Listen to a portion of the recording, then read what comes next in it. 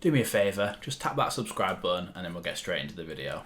So, as you'll have noticed from the channel, I've been off for a few weeks now and I was on holiday in Florida, but I am back now. I did a live stream on Sunday. Obviously not many people knew I was back because nobody watched it, but I am back. The midweek fix last night, we had a conversation about the way that Leeds are playing at the moment, and the way that they played in the Villa game specifically, and how it wasn't very effective. And one of the issues was the fullbacks not getting high up enough, because that is a big part of what Marsh wants his fullbacks to do in this formation. And Joe made a good point that I think Rasmus is a little bit worried that he's going to get caught out again, because he has done a few times before now.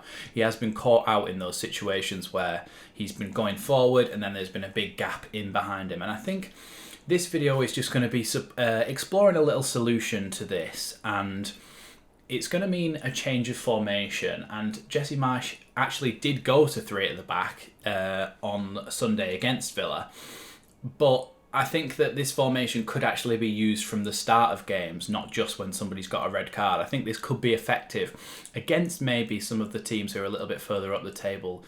Obviously, we beat Chelsea, but your Chelseas, your Arsenal, Cities, Man United, Liverpool, etc. So we're going to explore it in this video. So as you can see on your screen now, I have the formation up, and it's going to be a bit of a 3-4-1-2.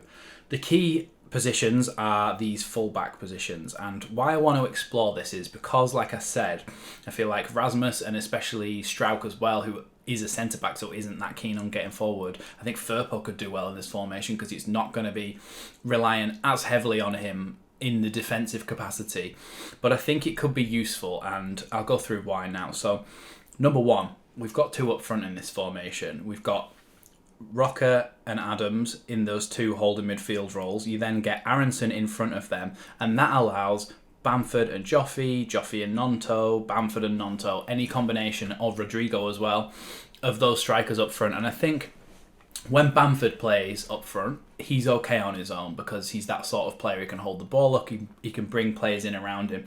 I don't think Joffy is destined to be a lone striker. I think he does need help, whether that be from a false 9 behind him or somebody else just coming in from the wings, anything like that. I feel like he needs more support is what I'm saying. So with that in mind, I think if he plays up front with Bamford, he can have a lot more joy with Bamford setting him up for goals. So Bamford and Joffy up front, I think that's a good way to get Joffy into the system. In that number 9 role there, that would be Brendan Aronson, Adams, Roca, Firpo, Christensen. Now this could be, let's put that in the bin. Now this could be a combination, this back 3. So Koch, Cooper and Struijk is my preferred.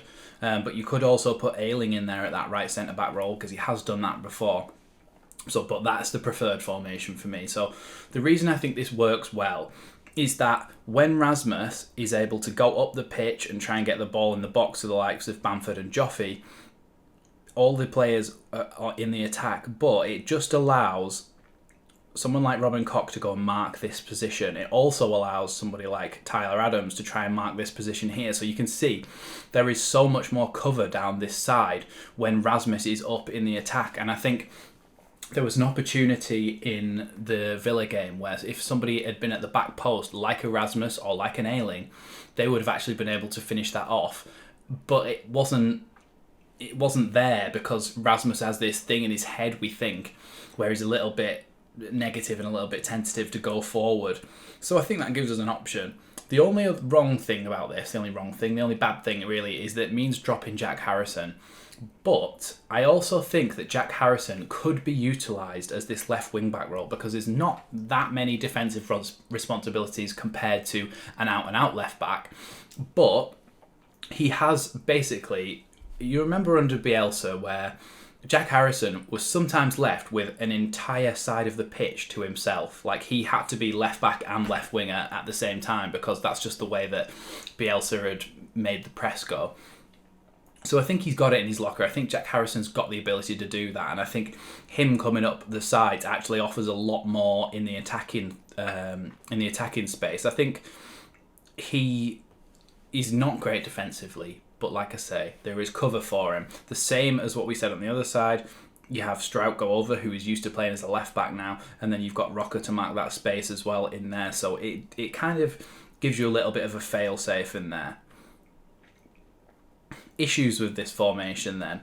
I think potentially it gives you a little bit less in the midfield because you've got your players out wide a little bit more, and Marsh likes to keep his formation pretty narrow, but you do only miss out on one of those midfielders, which would have been Harrison, and you actually gain an extra man in the attack in these wing backs. Obviously, wing backs aren't as good attacking wise as what somebody like Jack Harrison is because he's played there all his life, but I think it could still be a good option for Leeds. And like I said at the start, I think it could be a good option for Leeds against teams that are a little bit more attacking, teams where you might have to sit in a little bit, because when you are in the defensive phase, you can have your defenders all sitting in basically in a 5 with Rocker and Adams sat in front of them, protecting them. And I think that gives you a lot more solidity at the back, because one of our issues has been conceding goals and conceding cheap goals at the back. And that came from a lot of mistakes. But I think if you have an extra player in there, if Cock comes in there and makes a mistake, you've got Cooper and you've still got Strout there, so you've got that extra cover there. And I think sometimes with a team that's struggling a little bit defensively, it can help to have an extra man in there, especially with Cooper leading those two. It also has the positive of the fact that Strout would still be able to play every week in that system. So I don't think it's a permanent solution, and I don't think it's a solution that we should apply all the time, but I think it should be a good option, and I think Marsh will be considering playing a formation similar to this because it is similar to what he usually plays with the players that he has in there. He just has an extra man up front and he has those 2 wing backs going up the wings. So I think this could be a good formation for Leeds United. I don't think it'll be utilised this weekend. I think we will still be playing that 4-2-3-1 formation, but with Sinistera being out, it could be an opportunity to try something like this because we are missing one of those attackers. That's actually a good point. Sinistera, that does not really account for him in this formation, but if you were to change it and be like this, so you'd have one up front and then you would have, let's say, Aronson and Sinistera, or Sinistera and Rodrigo, you could have those in that formation as well. So it does work either way. If you wanted to have Sinistera in but drop Joffy, that would work, and vice versa. So it just depends on which way around you would want to play it. But the rough idea is that you get those extra players in the fullbacks into the attack, and they can actually affect the game, whether that be overlapping their wide men or underlapping and trying to get into the box to actually score goals. So that's the idea behind this formation. Let me know what you think. Obviously, this is just something that I thought of and it's off the dome, and I just thought that it could actually help us the way that we're playing. And maybe if in a game we're struggling to get men into the attack, we could switch to this formation actually and bring on another centre-back, then have those full-backs in the attack. So let me know what you think in the comments down below. I will be live streaming the watch-along of the Palace away game this weekend, so tune into the channel for that on Sunday. But that is going to be it for this video. Thanks for watching. Thanks for sticking with me whilst I was on holiday and not uploading any videos, but we should be back to it now. See you next time on Leeds Lately.